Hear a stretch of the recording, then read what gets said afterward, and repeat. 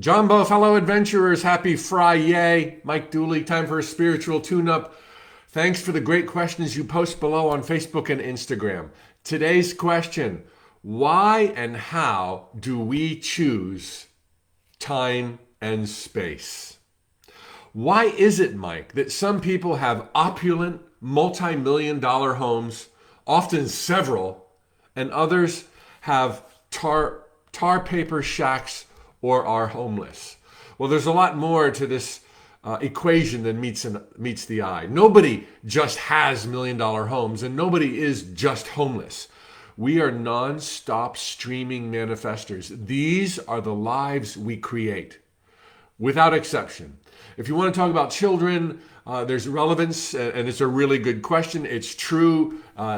They are not streaming the poverty that they are born into, but we are ancient gladiators of love and joy who choose the stage that we will live our lives upon for the likely lessons that exist. And so there's a lot of reasons why somebody might choose a stage that begins with poverty.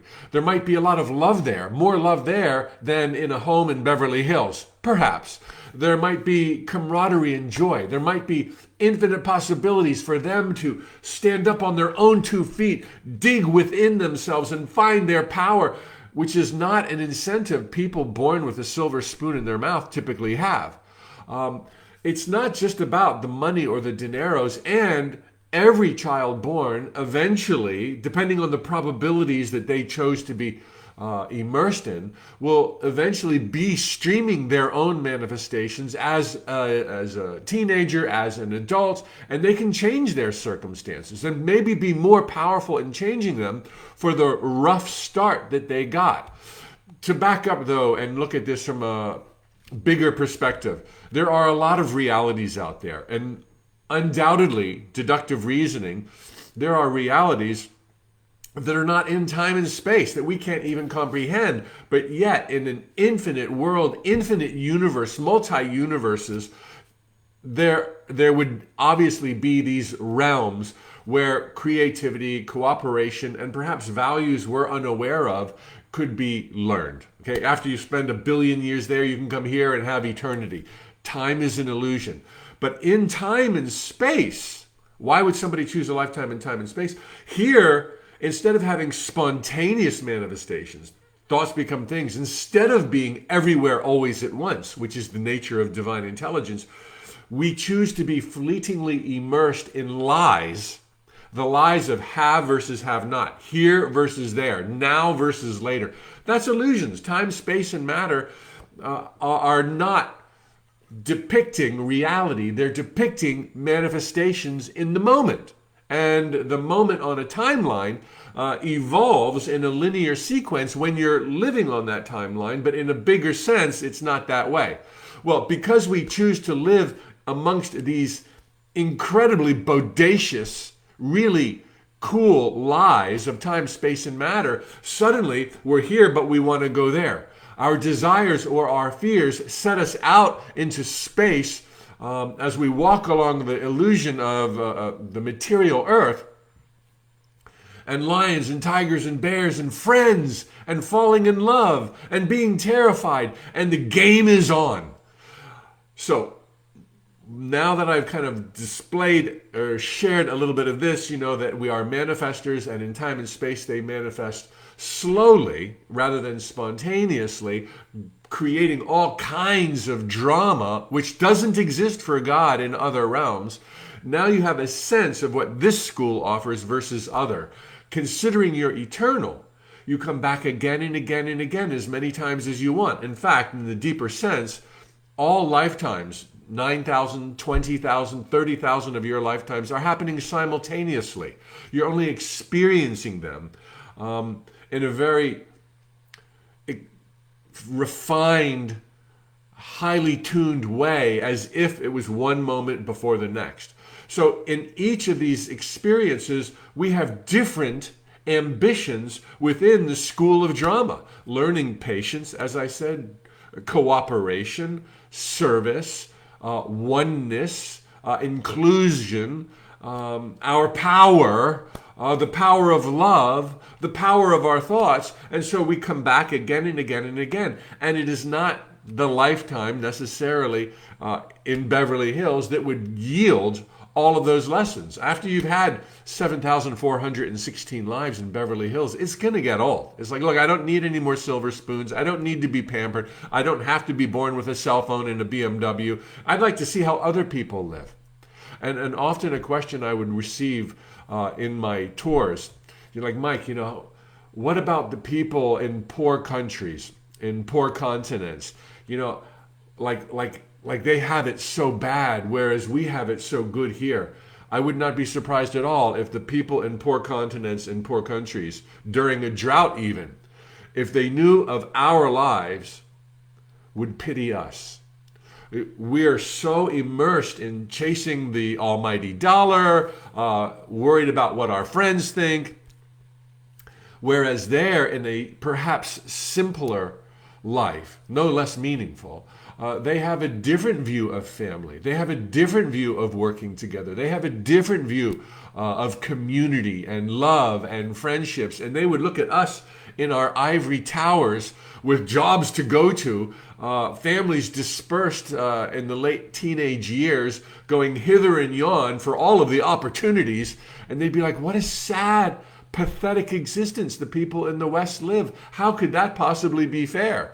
They don't have the animals we have. They don't live off the dirt, the earth like we do. They don't, have the nature that we have.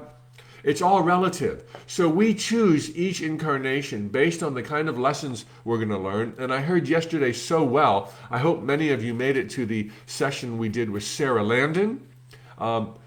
The Dream, the Journey, Eternity in God. Sarah channeled the council. It was amazing.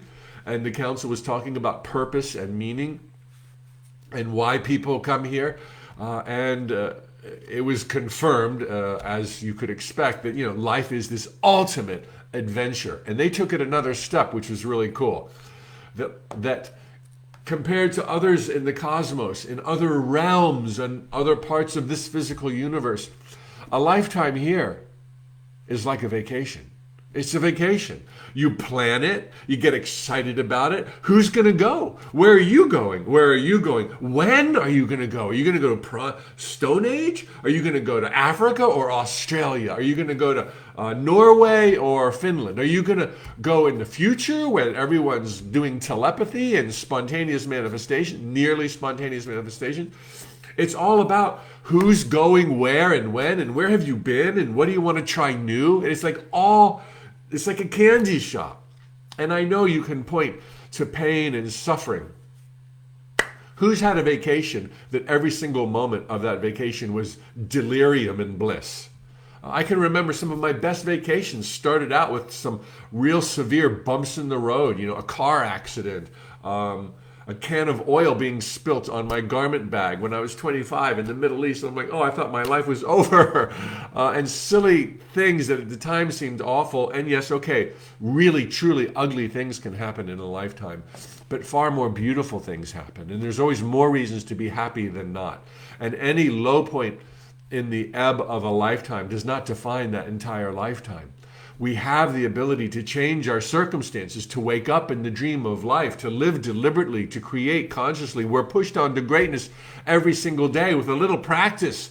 That's also came up last night. A little bit of practice. Practice your metaphysics. Practice your manifesting. Practice your telepathy.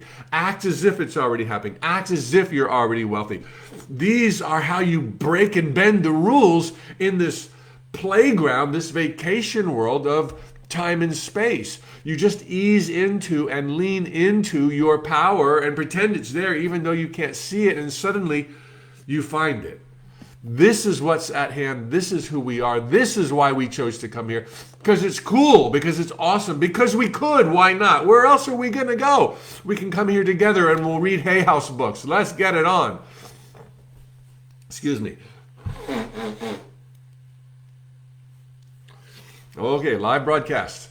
Okay, everybody, happy Friday. Like I said, we had a great session yesterday with Sarah Landon in the council. And on Tuesday, Sarah and I, moderator and master, mistress, whatever, will be delivering a 4-part, 4-workshop online course titled The Art of Channeling. Sarah learned to channel midway through a career in IT, and now she's entirely on the spiritual path. Her life changed in ways unimaginable, she shared with us last night, when she went down the spiritual path and tuned into higher wisdom.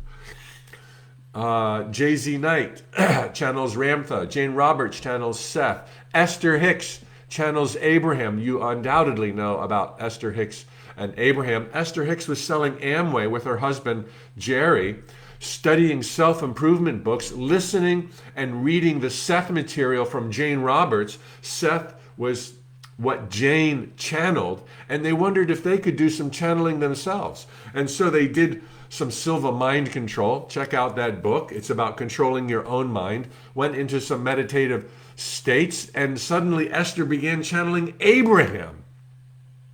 Everyone can channel. In fact, this whole talk I just gave was channeled. Every conversation of your life is channeled.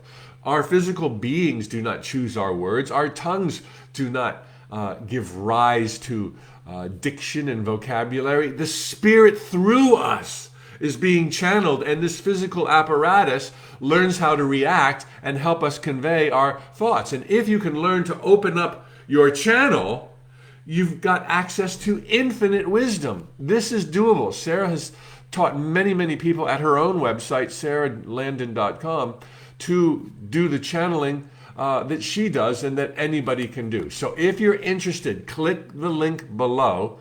And on Tuesday, 5 days from now, we will launch into the art of channeling, an adventure into higher wisdom. Doesn't that sound good? And if you missed the live broadcast, there's 4 90-minute workshops. You'll have access to the recordings indefinitely on your dashboard. So check it out. Nothing to lose, tons to gain. And like everything else we're doing at Tut these days, it's at a price you choose. Happy Friday. Thanks for the great questions. Please post them below. I look forward to seeing you on Monday.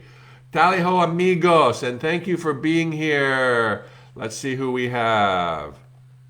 Oh, my Facebook is acting funny.